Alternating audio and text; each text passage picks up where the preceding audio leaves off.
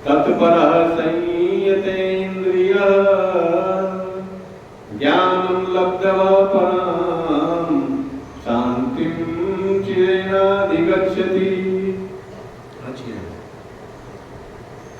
जितेंद्रिय, साधन परायण और श्रद्धावान मनुष्य ज्ञान को प्राप्त होता है तथा ज्ञान को प्राप्त होकर वे बिना विलंब के तत्काल ही भगवत प्राप्ति रूप परम शांति को प्राप्त हो जाता है। प्रेम से बोलिए कृष्ण भगवान की जय। श्रीमद् भगवद गीता की जय। देखिए यहाँ पर भगवान श्री कृष्ण अर्जुन को ये बताना चाहते हैं कि श्रद्धावान पुरुष ज्ञान प्राप्ति के साधन में तत्पर जो होते हैं, निष्ठावान जो होते हैं एवं जितेंद्रिय होकर ज्ञान प्राप्त कर लेता है, जितेंद्रिय होकर ज्ञान प्राप्त करता है और ज्ञान प्राप्त करने पर वह तत्काल ही परम शांति को प्राप्त कर लेता है। यहाँ पर श्रद्धा की बात कही गई है। बोलते हैं कि बिना श्रद्धा के हम इस परमार्थिक कार्यों में कभी हम आगे नहीं बढ़ सकते हैं। भगवान श्री कृष्ण श्रद्धा के महत्व को यहाँ बता रहे हैं।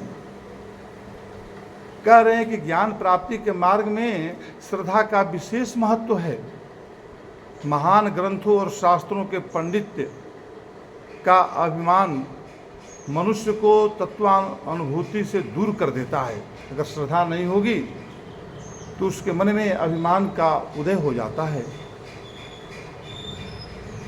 अगणित सरल चित्त संतगण बौद्धिक ज्ञान के बिना ही आत्मबोध प्राप्त करके दिव्यानुभूति प्राप्त कर लेते हैं। श्रद्धा होने पर सद्गुरु एवं सद्ग्रंथ प्रभावी होते हैं। हम श्रद्धा भाव से जब हम सद्ग्रंथों को पढ़ते हैं, गुरु के प्रति विनम्रता भाव व्यक्त करते हैं तो वो प्रभावित हो जाता है। वो हमको प्रभावित कर देता है, हमारे मन वचन कर्म को एकाग्र कर डालता है, अपने पूरा जो है अस्तित्व को इस सृष्टि में खोल देता है।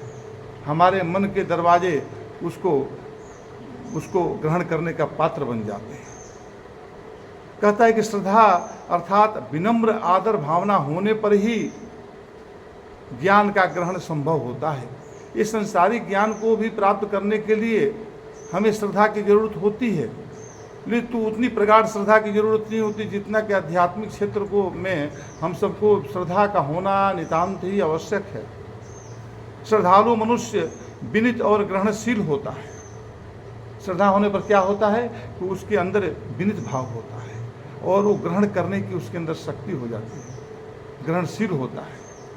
श्रद्धा और विश्वास होने पर मनुष्य साधना क्षेत्र में लक्ष्य प्राप्ति के लिए तत्पर हो जाता है। श्रद्धा समस्त साधना के मूल में सन्निष्ठित है। हम साधना करते हैं, बिना श्रद्धा के साधना हमारा निरर्थक हो जाता है। श्रद्धा रहित मनुष्य दंभी हो जाता है, मिथ्या अभिमानी होता है और वह कोई महत्वपूर्ण उपलब्धि नहीं कर सकता।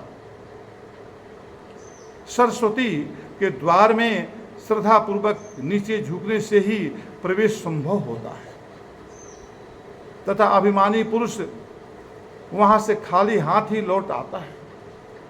श्रद्धावान मनुष्य का प्रत्येक कर्म अनंत फल देता है। श्रद्धा से सत्य प्राप्त होता है तथा वसु, यहाँ पर वसु को बोलते हैं धन, समृद्धि, सौभाग्य, ये सब वसु में आते हैं, ये भी प्राप्त होता है। श्रद्धा से ज्ञान रूप अग्नि प्रज्वलित होती है। जो ब्रह्म ज्ञान की अग्नि है इस श्रद्धा से ही प्रज्वलित होती है।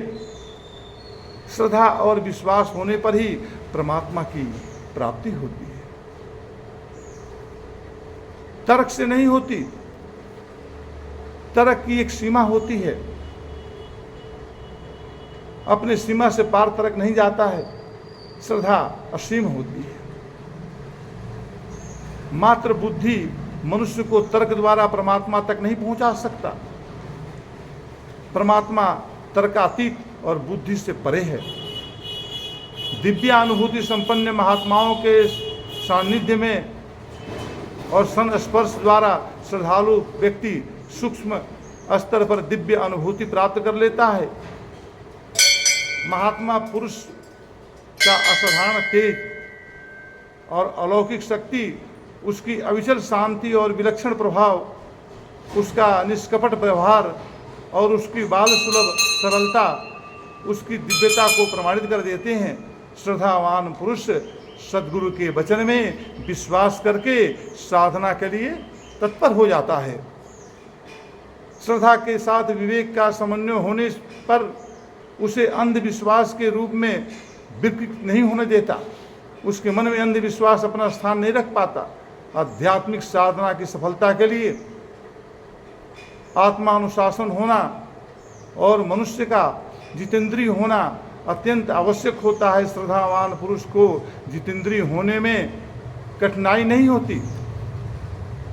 हम अपने इंद्रियों को कैसे विजय प्राप्त करें, कैसे जीतें, इसके लिए श्रद्धावान पुरुष सक्षम होता है, क्योंकि वह सरलतापूर्वक भौतिक विषयों के प्रति वैराग्यवान होकर मन और इंद्रियों को संयत कर लेता है। श्रद्धावान पुरुष ये संयम के द्वारा अपनी इंद्रियों और सावधान होकर आध्यात्मिक साधना में तत्पर रहता है तथा तत्व ज्ञान द्वारा परमात्मा के स्वरूप की प्राप्ति कर लेता है। परमात्मा ही शांति का परम धाम है तथा श्रद्धावान पुरुष परमात्मा के साथ संयुक्त होकर परम शांति प्राप्त कर लेता है। इसलिए श्रद्धावान पुरुष परमात्मा को प्राप्त होकर जीवन काल में जीवन मुक्त अवस्था में रहता है और शरीर पात होने पर कैवल्य अथवा मोक्ष प्राप्त कर लेता है। आगे बताते हैं।